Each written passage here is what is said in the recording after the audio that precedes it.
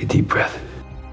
On today's episode, we talk about the Netflix exclusive, The Midnight Guy. Silly Scott. He's Jay. That's me. I'm Alan. That's Ben. A three bros, three beans, all about movies. This is movie. Let's go. We were all looking forward to this movie. I think we watched the trailer and all three of us said, this looks good. Yeah, I'm a big space guy. You know? I'm a big, hey, the world's ending. World's ending. Yeah, I kind of mixed them both. Love those. Yeah, it's a good This actually got like terrible reviews. Everybody were hating on it. Really? Hating on it. Yeah. I didn't read any reviews. I read one. It was like George Clooney's newest dud, The Midnight Sky. I was like, after I watched the movie, I went on a couple of reviews. I think it was IMDb and Rotten Tomatoes just to see how they graded it.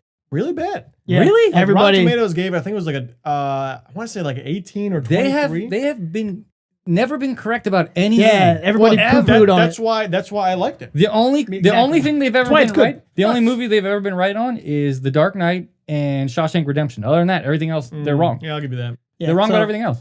I like this movie a lot, though. I did too. So George Clooney, he is the scientist or astrologist or whatever, some super scientist guy. Some real smart guy. He's a lot smarter than all three of us. He's a real smart guy. And he discovers a new planet somewhere off of was it Jupiter? I think it's like Jupiter's stars or something like Jupiter's that. Moons. Yeah, Jupiter's moon. Whatever. K2, I think it's called. Whatever, 23. Yeah.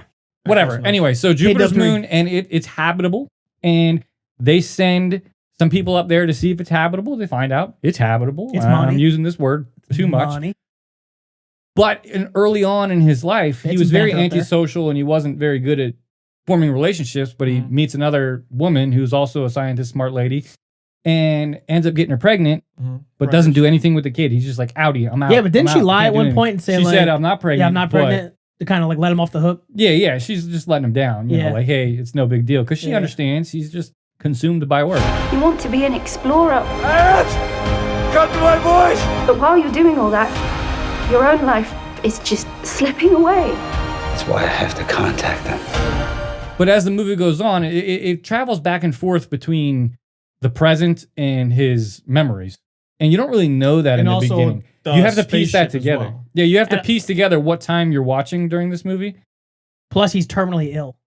Yeah, you forget about that. He's got like cancer. He's like terminally ill. He's doing like blood transfusions because if he doesn't do them, he dies within like a week or something. So they know the world is going to end. They know that there's radiation from whatever happened. They never really explained what happened. They didn't explain what happened. But it's this radiation and stuff. They said it's Dunsky. It was a mistake. Yeah, it was a mistake. Yeah. Something happened, and there's radiation everywhere. And he's on like the last part of Earth at like the North Pole or whatever. It has breathable air. Yeah, because it's so high up and there's air there. But it's not only going to last so long.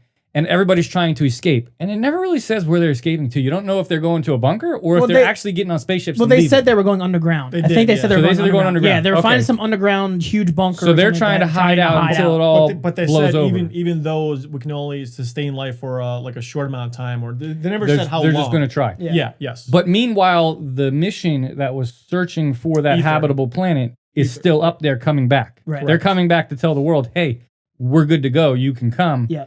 And they have no idea what's happening on Earth. They don't know that the world ended. Right. Because they've been cut off with the communications for a while. Why is it so quiet?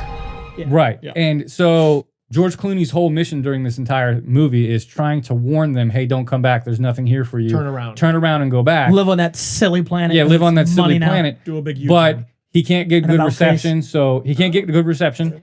And he finds a girl that didn't get to make it to the underground bunker. Yeah, she's stuck with him. He finds a little girl who basically somehow got separated from like her mom or something like that. Which if you at the beginning, the woman was running around screaming, I can't find my daughter or whatever, and some other lady said, oh, she got on the plane before you or whatever. And she's at the safe location. Right, and you assume that she was wrong and this is that little girl. Right. Yep. Big twist at the end.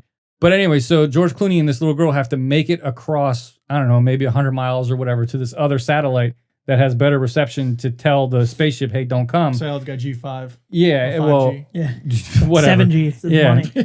And so the journey is like this arduous thing where they're trying to get there, and there's wolves and there's snow and there's bad things and stuff happens.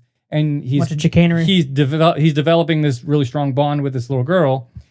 And then he finally gets who there. He didn't want to even like communicate with at first. Yeah. He was like, you need to He was like calling that anybody who would listen. Hey, come get this kid. Yeah. Come get this kid. Well, I mean, wouldn't you? Because obviously he knows he's gonna die up there. So once he dies, who's gonna take care of the little girl? Yeah, it's a good move. Yeah. It's called responsible. Yeah. Right. Yeah. But they make it. So they make it. They do make it. Yeah. They get in contact with the spaceship. Ether. And that's where the movie got good for me because the spaceship scenes for me were the most interesting. I thought that was so. I loved. Yeah. So there's kind of two plots in the movie. It was George Clooney's plot and also all the people on Ether. And I loved the Ether plot a lot more than I did Clooney's plot. Right. But I feel like his plot was meant to be kind of like not a filler, but there's not much he could do because his whole thing was we got to go to this one spot and kind of like try to make contact. Yeah. Right. And the spaceship stuff was really good. I think that was the best part of the movie because they really tried to make that space station that they're on realistic. They tried to make it look like, hey, this is what it probably would be. Like, this is how I think this would be built. Everything on that space station futuristic. It was futuristic in a logical way. Like, everything made sense. Believable. It wasn't Star Trek, Star Wars, lightsabers, and all that. It was like, hey, this makes sense. This is probably what it would look like.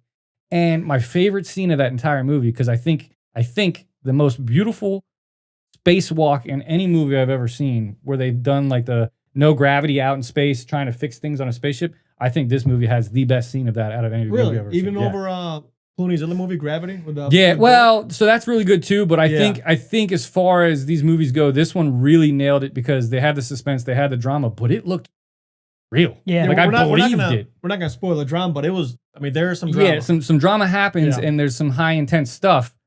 But unlike other high intense movies where it's just quick cuts and flashy stuff, so you kind of can't really see what's going on, it showed you everything. Yeah, it showed you everything, and it looked real. Like I believe the CG. Absolutely. For a Netflix movie, the CG in this was phenomenal. I feel like Netflix is doing better and better. Yeah, it's phenomenal. Yeah. But where this movie fell short for me, just a little bit, where it fell short for me was, I think they spent, like you said, too much time on Clooney and not enough time on the spaceship. I think there was so much effort to put on his journey from one space station to the other and like how hard it was. Like we get that. But they spent so much time on those scenes that it filled up a lot of space that I think would have been better afforded to the people on the space station. I disagree. So do I. Really? Because I feel like, go ahead. All right, so the reason I disagree is because of the ending. We're not going to spoil it, but because of the ending. So do I. So it was needed for me. Once you get to the ending, all of his journey you kind of get and you know why it happened. So I think it was a perfect mix of Ether plot and Clooney's plot and the flashbacks. I thought it was very well done. I thought it was great. I wouldn't cut any parts off from. I'm not saying to me they really had to stick the hook in you with the Clooney parts. But it felt to me like they stuck it in and then they drove it in a little bit too far because I was like, all right, I get it. You're wrong. Yeah, you're just wrong here. Well, it's 2 against 1, so you guys are probably right. Yeah. Nah. I'm right. You're like the Rotten Tomatoes right now. Oh, God. You're just wrong. All right, I retract every statement I just made. You're just wrong. But for me, that was my letdown because I enjoyed the space station stuff so much. I just wanted more of it. Maybe they should have just put a little more in. I mean, yeah, they could have done a long that. movie, but it was also a long. I think it was an hour and 50 minutes, something like that. Hour 45. The ending of this movie is one of the best endings of movies we've seen lately. Yeah, it's good. Out of movies we've seen lately, it had a great ending. Yeah, that's what I'm saying. That's why they needed all of Clooney's parts. Without all those parts, I think the ending would have fell a little short. Although I do have a lot of questions about I have so the ending, many but I can't just so many questions. It'll spoil the movie. All I want to know, I'll say one question. It won't spoil it. Are they the only ones? That's what I think. I want to know. I think if you've seen the movie and you know what I'm asking, or read the book, or read the book, and you know what I'm asking. Are they the only ones? Tell me if I'm right, if they are or they're not. We need to know. I need to know. I don't know. Yeah, I don't know. I don't know from the way the movie was done. I'm thinking that's it. That's it. That's it. Dunsky. Just them two and wow. You know what I mean, what do you rate it? 6.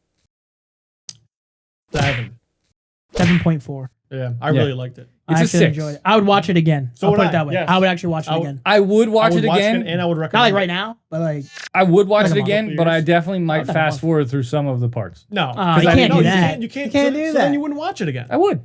But no, you wouldn't. I really want to watch the spacewalk again. You can't face forward.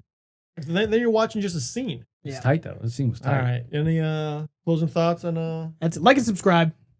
Like and subscribe. All right. Please. Like and subscribe, and we are out.